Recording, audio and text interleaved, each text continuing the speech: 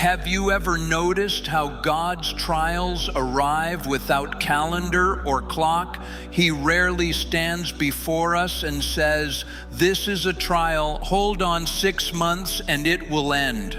More often we trudge forward in the dark, and some of us collapse at 5 months and 29 days, never knowing that the next sunrise would have broken the chain. Never give up. There is no precedent in Scripture for surrendering at the brink. God, not we, decides the length and shape of the test. Waiting itself is often the crucible in which God fashions the servants he intends to use. Consider Abraham, promised a son who would head a nation. He waited 25 years. In the meantime, human impatience and faulty counsel, Sarah's attempt to help by Hagar, only complicated the promise. The flesh gives conflicting directions. God's timing is steady. Abraham became who he was by waiting. Think of Joseph, a glorious dream, then betrayal, slavery, chains, a dark prison until the appointed hour. Psalm 105 tells of his feet bound in iron and his soul made heavy by confinement, yet it was the waiting, the testing that prepared him for destiny. God's promise often arrives like a star, and then life sends you into a night that tests whether you will trust the light. Moses learned meekness by delay. He could not be made meek in 39 years. It took 40.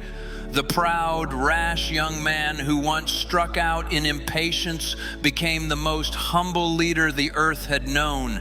And from that humility flowed unmatched authority. God will not entrust great responsibility to the arrogant.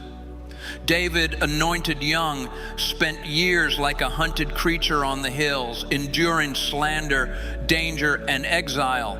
Why does God permit such seasons? One word: endurance. You cannot bypass endurance and step into God's fullness.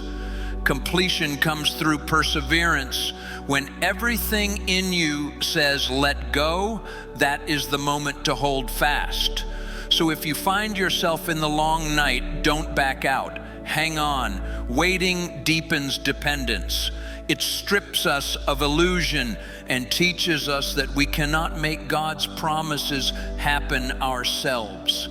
Like a household suddenly without light, the hours force us to realize our need for the one who alone can restore the current. If I could leave a message for posterity, it would be 3 words: God is faithful. When it seems impossible to hold on, remember that the test is not meaningless. It is the forge that makes faith unbreakable. Keep faith. Do not give up. Thank you for staying with us. Here on Faith and Living 777, we walk with you through waiting, testing, and triumph. Subscribe for more stories of faith and endurance. Share your journey in the comments. We'd love to pray for you. Turn on notifications so you don't miss our next message. May God's faithfulness lead you every day.